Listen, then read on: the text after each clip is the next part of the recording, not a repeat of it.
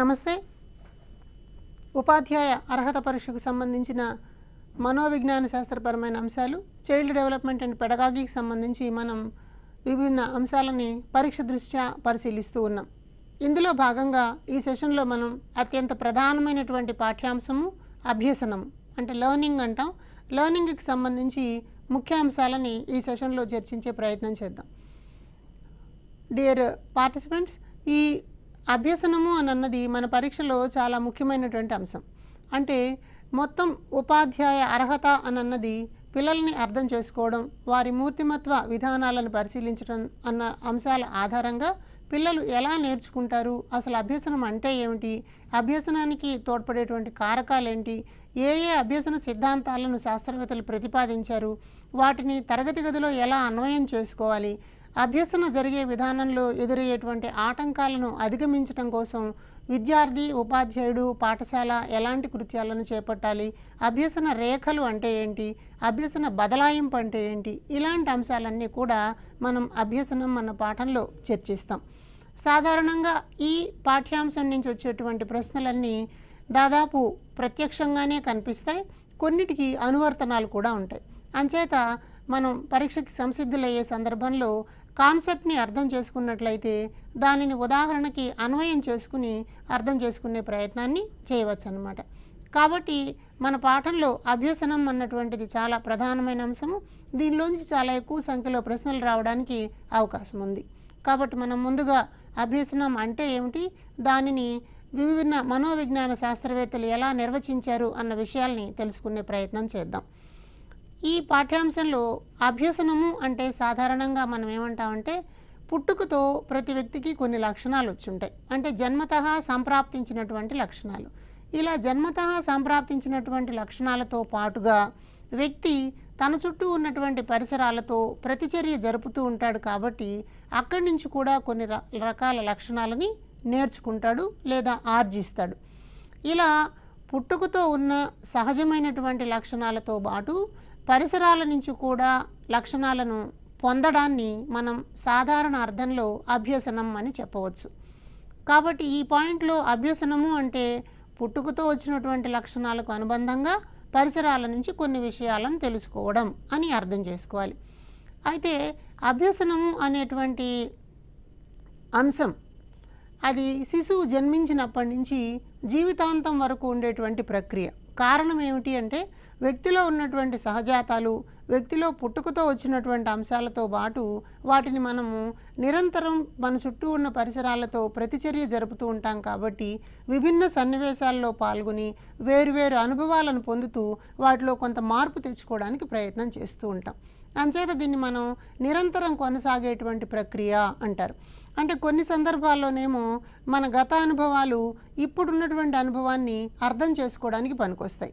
కానీ మానవ జీవితంలో ప్రతి సందర్భంలోనూ ఒక ప్రత్యేక, కొత్త, నూతన సన్నివేశాలే ఏర్పడుతూ ఉంటాయి. కాబట్టి అక్కడి నుంచి వ్యక్తి కొంత నేర్చుకోవాల్సి వస్తుంది. అంచేత అభ్యసనాన్ని నిరంతర ప్రక్రియ అని చెప్తారు. అలాగే ఇది మామూలుగా శారీరకంగా వచ్చేటువంటి మార్పులు, లేకపోతే శారీరక పరిమాణంలో వచ్చినటువంటి మార్పు, శారీరక అవయవాలలో వచ్చినటువంటి మార్పులను మనం అభ్యసనము అని చెప్పి అనకూడదంటారు. ఎందువల్ల? పెరుగుదల వల్ల వచ్చేటువంటి వాటిలో అవి జైవిక సంబంధమైనటువంటి అంశాలలో హార్మోన్ల ప్రభావం వల్ల కలిగేటువంటి విశేషాలలో వాటికే మార్పులు వస్తూ ఉంటాయి. దానికేమి సాధన, అభ్యాసం అన్నవి అవసరం లేదన్నమాట. కాబట్టి ఇలాంటి వాటిని మనం అభ్యసనము అని చెప్పలేం.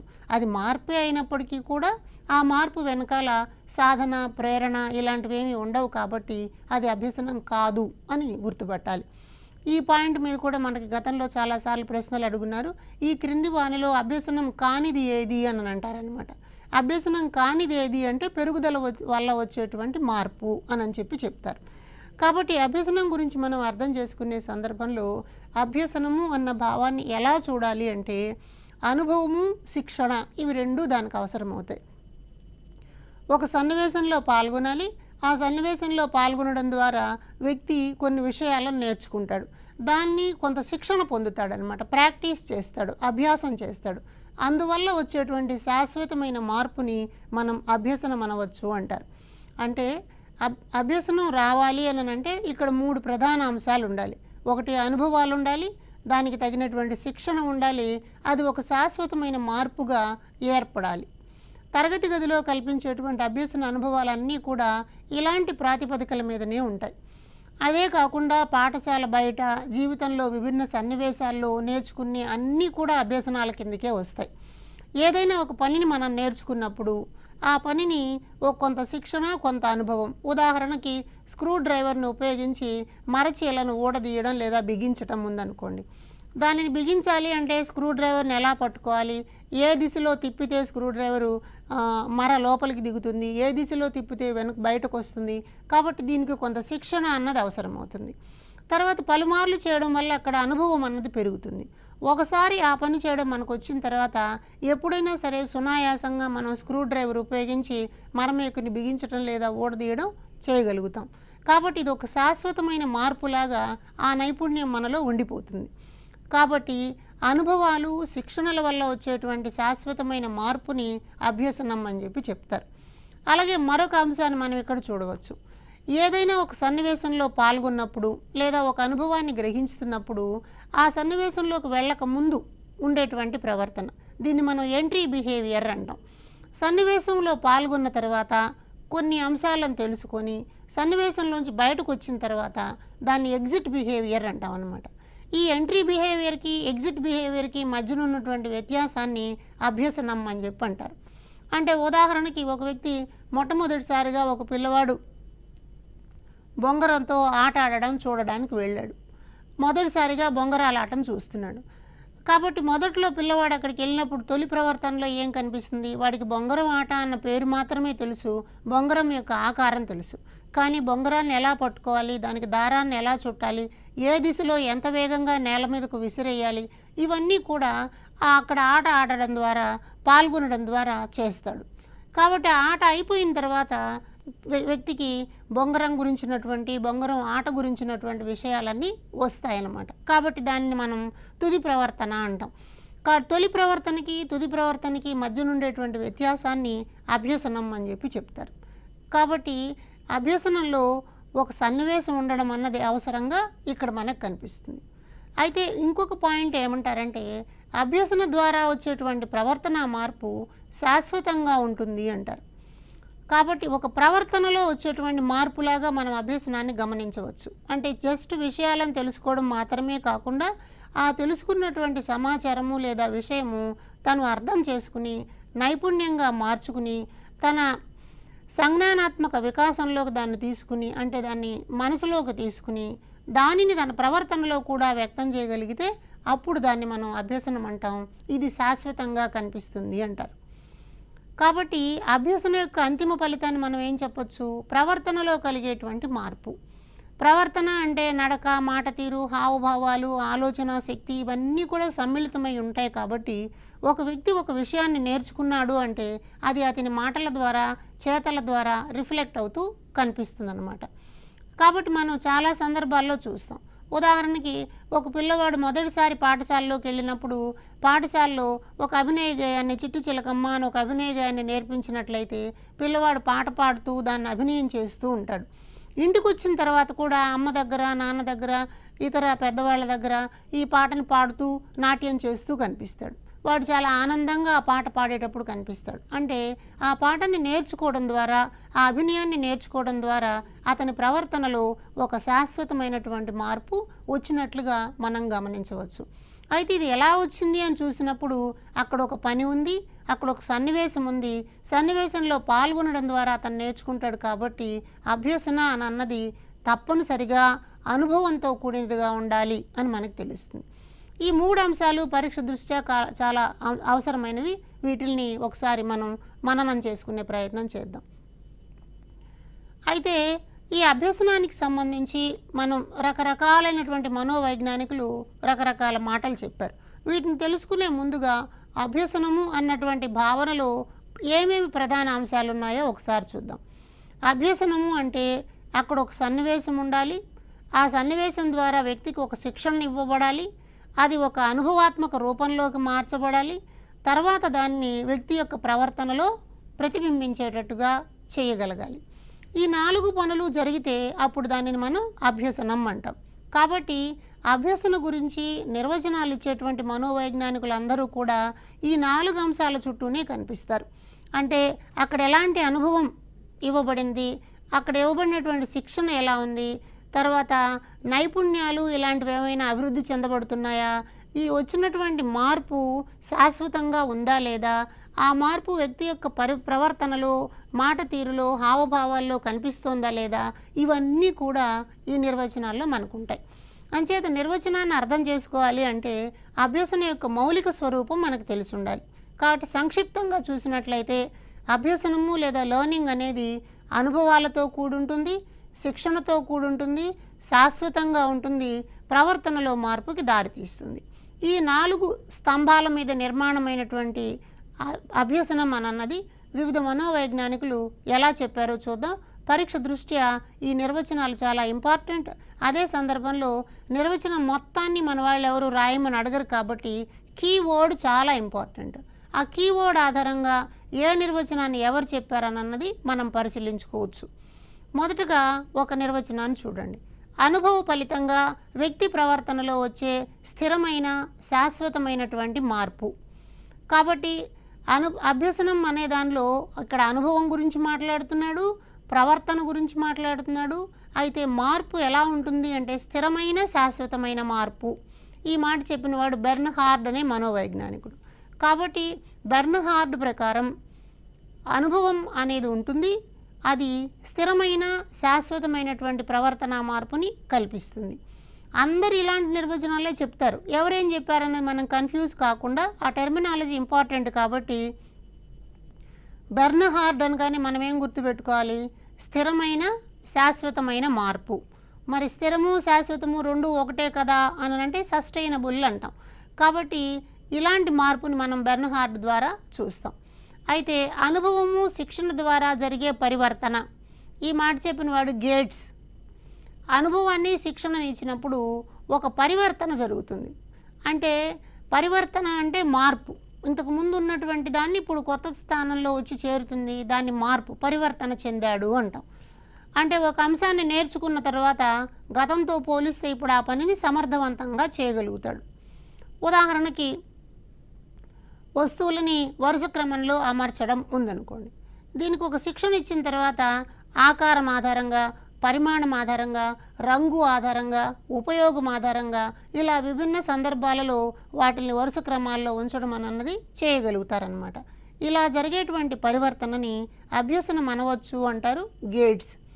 అలాగే బోజ్ అనేటువంటి ఆయన ఏం చెప్తాడు అంటే ప్రేరణ ప్రతిచర్యల మధ్య ఏర్పడే సంబంధం లేదా బంధం అంటాం. అంటే అభ్యసన జరగాలి అంటే ప్రేరణ అన్నది చాలా అవసరం, అలాగే ప్రతిచర్య కూడా చాలా అవసరం. ప్రేరణ ప్రతిచర్య ఇవి రెండు చాలా కీలకం. నేర్చుకోవడానికి తోడ్పడేటువంటి అంశాన్ని ప్రేరణ అంటాం. ఆ ప్రేరణ కలిగినప్పుడు వ్యక్తి ఏదో ఒక ప్రతిచర్యని ఇస్తాడు. ఈ ప్రేరణకి ప్రతిచర్యకి 2-3 సార్లు చేయడం వల్ల ఒక బంధం ఏర్పడుతుంది. ఆ బంధాన్ని మనం అభ్యసనం అనాలి అని అంటాడు. అంటే ఉదాహరణకి గంట కొట్టారనుకోండి, స్కూల్లో పిల్లలందరూ ప్రార్థనా సమావేశానికి హాజరవుతారు. లేదా పీటీ మాస్టర్ విజిల్ ఊదాడు, విజిల్ ఊదగానే పిల్లలందరూ అటెన్షన్లో నిలబడతారు. ఇలా ఒక 4-5 సార్లు జరిగిన తర్వాత పీటీ మాస్టర్ విజిల్ ఊదగానే ఎక్కడున్నా సరే విజిల్ శబ్దానికి పిల్లలందరూ వచ్చి వరుసలో నిలబడతారు. అలా ఏర్పడేటువంటి బంధాన్ని మనము అభ్యసనం అనవచ్చు అంటాడు బోజ్ అన్న మనోవైజ్ఞానికుడు. అలాగే మార్టిన్ క్రో అండ్ హెన్రీ క్రో అనే మనోవైజ్ఞానికులు ఏం చెప్తున్నారు అంటే అనుభవం ద్వారా ఏర్పడేటువంటి ప్రవర్తన మార్పు అంటున్నారు. అంటే ఇక్కడ వచ్చేటువంటి ప్రవర్తన మార్పు కారణం అనుభవం లేకపోతే ప్రవర్తన మార్పు రాదు అంటారు. కాబట్టి అనుభవము is nothing but learning by doing. కాబట్టి క్రో అభిప్రాయం ప్రకారం ఒక అభ్యసనం జరగాలి అంటే తప్పనిసరిగా ఒక అనుభవం ఉండాలి. ఆ అనుభవం మనకు ఎలా వస్తుంది, మౌఖికంగా వస్తుందా, చేతల ద్వారా వస్తుందా అన్నది ప్రాధాన్యత అంశం అన్నమాట. అలా మార్పు కలిగితే దానిని మనం అభ్యసనం అనవచ్చు అని అంటున్నారు క్రో. తర్వాత గార్డనర్ మర్ఫీ అనే మనోవైజ్ఞానికుడు ఒక మంచి నిర్వచనాన్ని ఇచ్చాడు. అవసరాలను ఎదుర్కోవడానికి వీలుగా కలిగే ప్రవర్తన మార్పు అని అన్నాడు. కాబట్టి మర్ఫీ యొక్క ఉద్దేశంలో అనుభవం కన్నా అవసరాలు చాలా ప్రధానం అంటున్నాడు. వ్యక్తి యొక్క అవసరాలను దృష్టిలో పెట్టుకుని ఆ అవసరాలను ఎదుర్కోవడానికి ఎలాంటి ప్రవర్తన మార్పులను పొందుతారో దానిని అభ్యసనం అనాలి అంటారు. అంటే అవసరం లేకపోతే మనం ఆ పనిని చేయం. అది సాధించడం కోసము, ఆ అవసరాన్ని తీర్చుకోవడం కోసం మనం ఆ సన్నివేశంలో పాల్గొని దాన్ని నేర్చుకుంటాం. ఉదాహరణకి విమానం ద్వారా మాత్రమే ప్రయాణం చేసి వేగంగా ఒక నగరానికి చేరాలి అన్న లక్ష్యం ఉన్నప్పుడు, తొలిసారిగా విమానం ఎక్కాలి అని అనుకున్నప్పుడు అది అవసరంగా మారింది. అందుకోసం వ్యక్తి ఎలా విమానాశ్రయానికి వెళ్ళాలి, టికెట్ ఎలా తీసుకోవాలి, విమానంలో ఎలా ఎక్కాలి, దిగిన తర్వాత ఏం చేయాలి, ఇవన్నీ కూడా తానే తెలుసుకుని తానే నేర్చుకుని ఆ ప్రయాణాన్ని ముగిస్తాడు. అంచేత అవసరం మన అన్నది చాలా ఇంపార్టెంట్. అందుకనే మనకి తరగతి గది బోధనాభ్యసనలో పిల్లలకి కల్పించేటువంటి అభ్యసన కృత్యాల యొక్క లక్షణము అంటారు. ఆ అభ్యసన కృత్యం తప్పనిసరిగా అవసరాన్ని కలిగించేదిగా ఉండాలి. అందుకని దీన్ని మనం అర్జ్ క్రియేటింగ్ యాక్టివిటీస్ అంటాం. అర్జ్ క్రియేషన్ అంటే కోరిక లేదా అవసరం, దానిలో తప్పనిసరిగా పాల్గొనాలన్నటువంటి సన్నివేశం ఉండేలాగా ఉంటే దాన్ని మనం అవసరం అంటాం. అవసరం కలిగినప్పుడు వ్యక్తి సన్నివేశంలో పాల్గొంటాడు, తనకున్న శక్తి సామర్థ్యాలన్నింటినీ గరిష్టంగా ఉపయోగించే ప్రయత్నం చేస్తాడు, ఇతరులతో సంబంధాలను ఏర్పరచుకుంటాడు, సమాచారాన్ని సేకరించుకుంటాడు, దాన్ని విశ్లేషించుకుంటాడు, తద్వారా జ్ఞానాన్ని పొందుతాడు. అది ప్రవర్తనకు దారితీస్తుంది అని. కాబట్టి మర్ఫీ నిర్వచనం చాలా విస్తృతమైనటువంటి అర్థంలో మనకు కనిపిస్తుంది. అలాగే మరొక నిర్వచనాన్ని మనం చూసినట్లయితే, స్మిత్ అన్న మనోవైజ్ఞానికుడు అభ్యసనానికి ఒక కొత్త అర్థాన్ని ఇచ్చే ప్రయత్నం చేశాడు. ఈయనేమంటాడు అంటే, అభ్యసన ద్వారా కొత్త ప్రవర్తన ఒకటి నేర్చుకోవడం జరుగుతుంది అంటాడు. అంటే ఇంతకు ముందు లేనటువంటి ప్రవర్తన ఇప్పుడు రావడం అన్న జరుగుతుంది. ఉదాహరణకు ఒక పిల్లవాడు 2వ ఎక్కను నేర్చుకున్నాడు అనుకుందాం. ఈ నేర్చుకునే క్రమంలో గతంలో వాడికి నంబర్లు మాత్రమే తెలుసు, 1 నుంచి 100 వరకు నంబర్లు తెలుసు, ఏవో చిన్న చిన్న ఒకంకె సంకలన వ్యవకలనాలు తెలుసు. ఇప్పుడు కొత్తగా అతను 2వ ఎక్కాన్ని నేర్చుకున్నాడు. దానిలో కొన్ని సంబంధాలను గుర్తించాడు. ఒక 2 అన్నటువంటి దాన్ని ప్రతిసారి 2 రెట్లు పెంచుకుంటూ పోతూ ఉంటే కొత్త నెంబర్లు ఏర్పడతాయి, వాటి మధ్యన వ్యత్యాసం 2గా ఉంది, ఇవన్నీ 2తో కూడినటువంటి సంబంధం కలిగిన అంశాలు, ఇలాంటివన్నీ గుర్తిస్తాడనమాట. కాబట్టి కొత్త ప్రవర్తనని నేర్చుకున్నాడు. ఈ కొత్త ప్రవర్తనను నేర్చుకోవడంలో పాత ప్రవర్తన ఒక్కొక్కసారి వదిలేయాల్సి రావచ్చు, లేదా అది బలపరచబడి కూడా ఉండొచ్చు. 2వ ఎక్కను నేర్చుకుంటున్నటువంటి పిల్లవాడు 2కు 2 కలిపితే 4 అయింది, 2ని 3 సార్లు కూడితే 6 అయింది, 2 4 సార్లు కూడితే 8 అయింది అని ఒక కొత్త ప్రవర్తనను నేర్చుకున్నాడు. కానీ ఇంతకుముందు ఏం చేశాడు, 2 కింద 2 వేసి దానికి మొత్తం 4 అవుతుందని, లేకపోతే 4 కింద 2 వేసి మొత్తం 6 అవుతుందని కూడడం మాత్రమే తెలుసు. కాబట్టి ఇప్పుడు ఆ కూడికలో నేర్చుకున్నటువంటి పాత ప్రవర్తన ఈ ఎక్కను నేర్చుకోవడం ద్వారా బలపడేటువంటి అవకాశం ఉందన్నమాట. అలాగే ఇంతకుముందు కూడడం కోసం అతను రాళ్ళు, పుల్లలు ఇలాంటి వాటిని ఉపయోగించేవాడు. ఇప్పుడు ఎక్క నేర్చుకోవడం వల్ల 2ను 3 సార్లు కూడితే 6 వస్తుంది అని చెప్పేయగలుగుతున్నాడు. కాబట్టి గతంలో ఉపయోగించినటువంటి పుల్లల ఆధారంగా చేసే, రాళ్ళు ఆధారంగా చేసేటువంటి కూడికని ఇప్పుడు వదిలేశాడనమాట.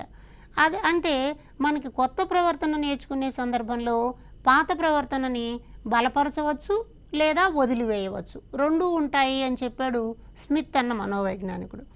ఇలాంటి నిర్వచనాల మీదనే ఎక్కువగా అప్లికేషన్ తరహా ప్రశ్నలు వస్తూ ఉంటాయి. ఉదాహరణకి ఇప్పుడు మనం అనుకున్న దాన్నే చూస్తే, 2వ ఎక్కం నేర్చుకున్న పిల్లవాడు రాళ్ళు, పుల్లలు ఉపయోగించి కూడిక చేయడాన్ని మానివేశాడు అని అంటే, కొత్తది నేర్చుకున్నప్పుడు పాతది మానివేశాడు అంటే హెన్రీ స్మిత్ ప్రకారం అభ్యసనం జరిగింది అని అర్థం అన్నమాట. కాబట్టి ప్రశ్నలు ఇలా ఉంటాయి. హెన్రీ స్మిత్ ప్రకారం అభ్యసనం జరగడం అనగా 2వ ఎక్కను నేర్చుకున్న పిల్లవాడు రాళ్ళు, పుల్లలతో 2తో కూడికలు చేసే విధానాన్ని మానివేయడం, లేదా అంకెల కూడికకు ఎక్కానికి సంబంధం ఉంది అని గుర్తించడం, ఇలాంటివి జరుగుతాయన్నమాట, కొత్త పాతల మధ్యన సంబంధాలు. అలాగే చాలా ముఖ్యమైన మరొక నిర్వచనాన్ని మనం చూద్దాం. పునర్బలనం చెందిన ఆచరణ వలన ప్రవర్తనలో ఏర్పడే దాదాపు శాశ్వతమైన మార్పు. ఇది డెసకో, క్రాఫర్డ్ అనేటువంటి 2 మనోవైజ్ఞానికులు చెప్పారు. చాలాసార్లు మనకి టెట్లోను, డిఎస్సిలోను వచ్చినటువంటి డైరెక్ట్ డెఫినేషన్ ఇదనమాట. పునర్బలనం చెందిన ఆచరణ వలన ప్రవర్తనలో ఏర్పడే దాదాపు శాశ్వతమైన మార్పు.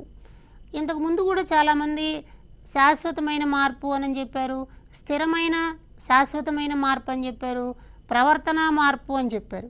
అయితే డెసకో క్రాఫోర్డ్ ఏమంటున్నారంటే ప్రవర్తనలో ఇలాంటి ఒక శాశ్వతమైన మార్పు రావాలి అని అంటే అది ఆచరణాత్మకమైన పని ద్వారా రావాలి అంటారు.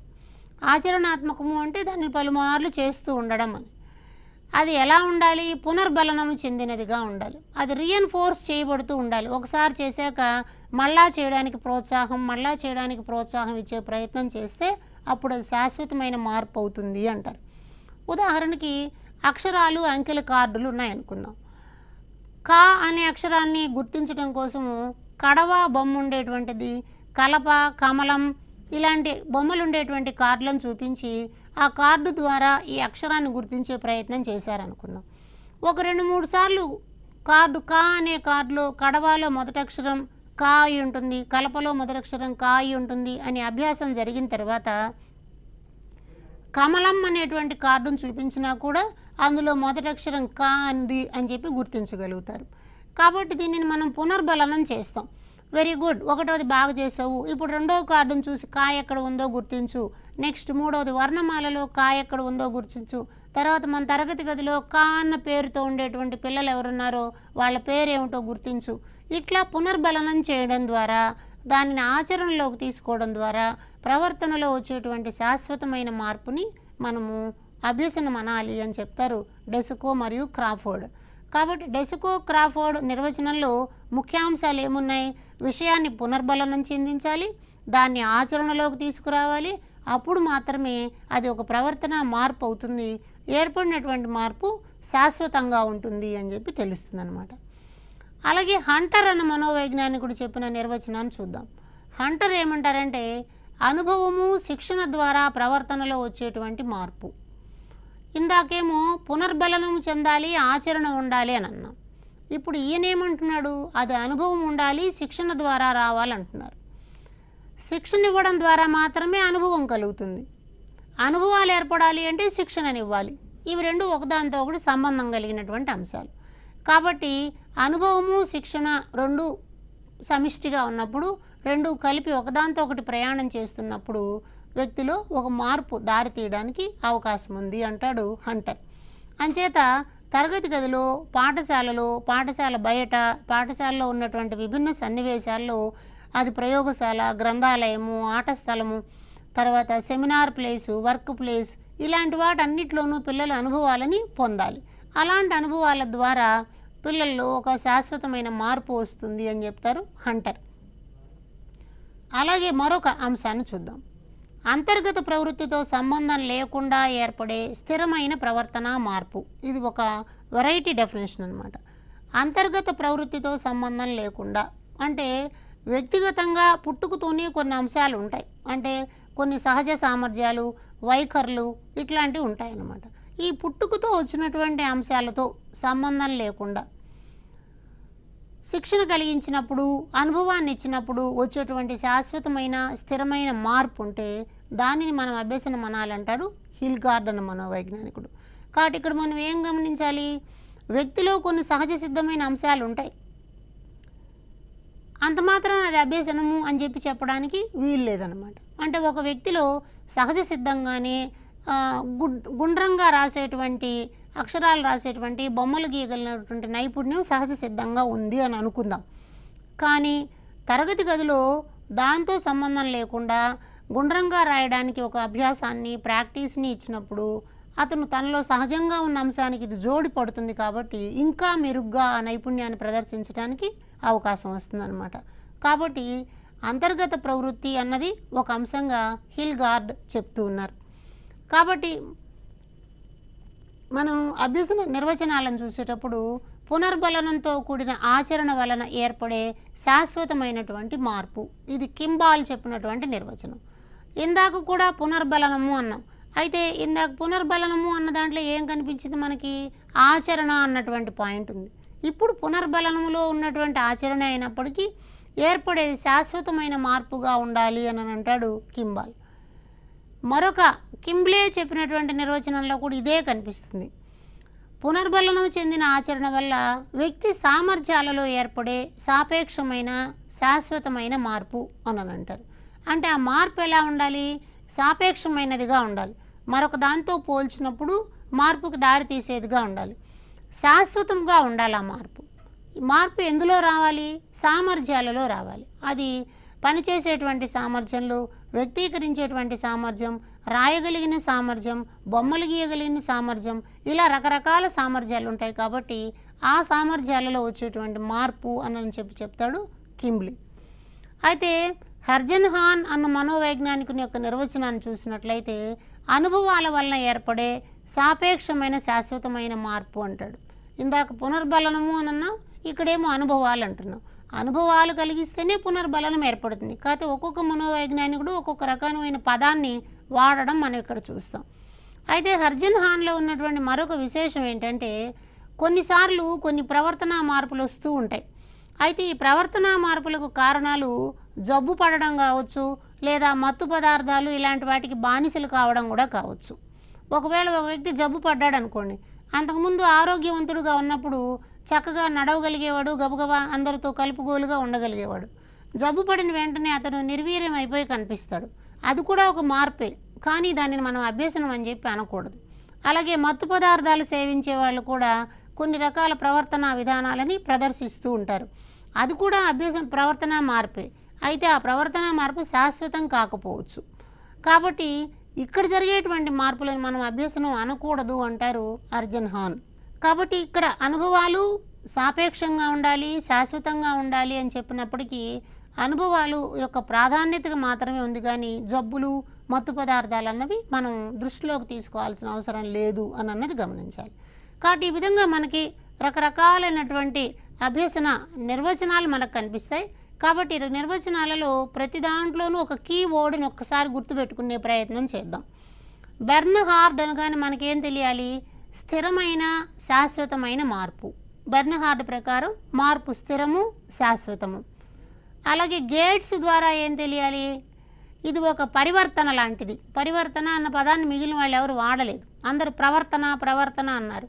ఈయన పరివర్తన అన్నాడు. కాబట్టి గేట్స్ ఉద్దేశంలో పరివర్తన అన్నది ముఖ్యం. బోజ్ అనేటువంటి వాడు ఏం చెప్తున్నాడు? ప్రేరణ ప్రతిచర్యల మధ్య ఏర్పడే సంబంధం అంటారు. కాబట్టి ఒక ప్రేరణ ఉండాలి, ఒక ప్రతిచర్య ఉండాలి. క్రో అండ్ క్రో ఏమంటున్నారు? అనుభవం ద్వారా ఏర్పడేటువంటి ప్రవర్తన మార్పు. మర్ఫీ ప్రకారం అవసరాలను ఎదుర్కోవడానికి కలిగించేటువంటి ప్రవర్తన మార్పు. అలాగే పాత ప్రవర్తన, కొత్త ప్రవర్తన అన్న అంశాల దృష్ట్యా చెప్పిన వాళ్ళు స్మిత్. డెసికో క్రాఫోర్డ్ ఏమంటున్నారు? పునర్బలనం చెందిన ఆచరణ వలన ఏర్పడుతుంది అంటున్నారు. హంటర్ అనే మనోవైజ్ఞానికుడు ఏం చెప్తున్నాడు? అనుభవము, శిక్షణ ద్వారా వచ్చేటువంటి మార్పుగా దీనిని పేర్కొన్నాడు. హిల్గార్డ్ ప్రకారం అంతర్గత ప్రవృత్తితో సంబంధం లేకుండా ఉంటుంది అని అన్నాడు. అలాగే కింబాల్ అన్న ఆయన పునర్బలనము, ఆచరణ రెండూ ఉండాలి అంటారు. కింబ్లే ఏమంటున్నాడు? పునర్బలనము, ఆచరణ ఉన్నప్పుడు సాపేక్షమైన శాశ్వతమైనటువంటి మార్పు అంటున్నాడు.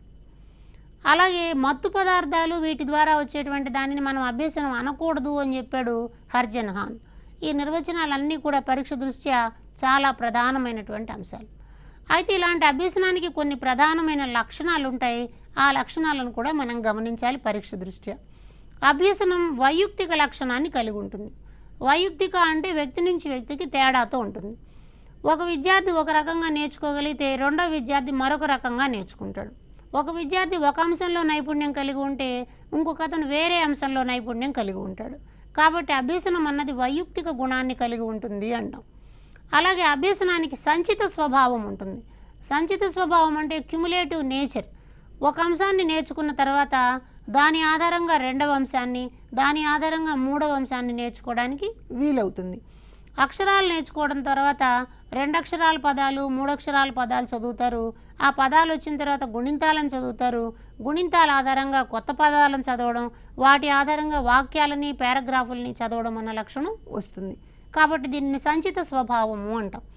అలాగే అభ్యసనం జీవిత పర్యంతం జరిగేటువంటి అంశం. ఎందుకంటే వ్యక్తి జీవితంలో నిరంతరం ఏదో ఒక అనుభవాలు ఏర్పడుతుంటాయి. ప్రతి అనుభవం కొత్తగా ఉంటుంది. కొత్త అనుభవాన్ని నుంచి ఏదో ఒకటి నేర్చుకుంటూ ఉంటాడు. కాబట్టి ఇది జీవిత పర్యంతం కొనసాగేటువంటి సన్నివేశం.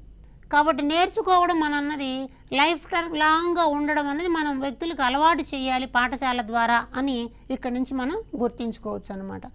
అట్లా మనం అభ్యసనానికి సంబంధించినటువంటి లక్షణాలను కూడా అధ్యయనం చేయాలి.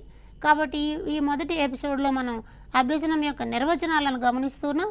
శాస్త్రవేత్తలు వారి వారి అభిప్రాయాల దృష్ట్యా అభ్యసనానికి వివిధ ప్రమాణాలని ప్రతిపాదిస్తూ అందులో అనుభవం ఉండాలి, శిక్షణ ఉండాలి, ప్రవర్తన మార్పు రావాలి, అది శాశ్వతంగా ఉండాలి అని చెప్పి నిర్వచనాలను ఇవ్వడం జరిగిందనమాట. కాబట్టి ఈ విషయాలని ఉదాహరణలతో పాటు మనం అనలైజ్ చేసుకున్నట్లయితే పరీక్షలో మంచి మార్కులు పొందడానికి అవకాశం వస్తుంది. ధన్యవాదాలు.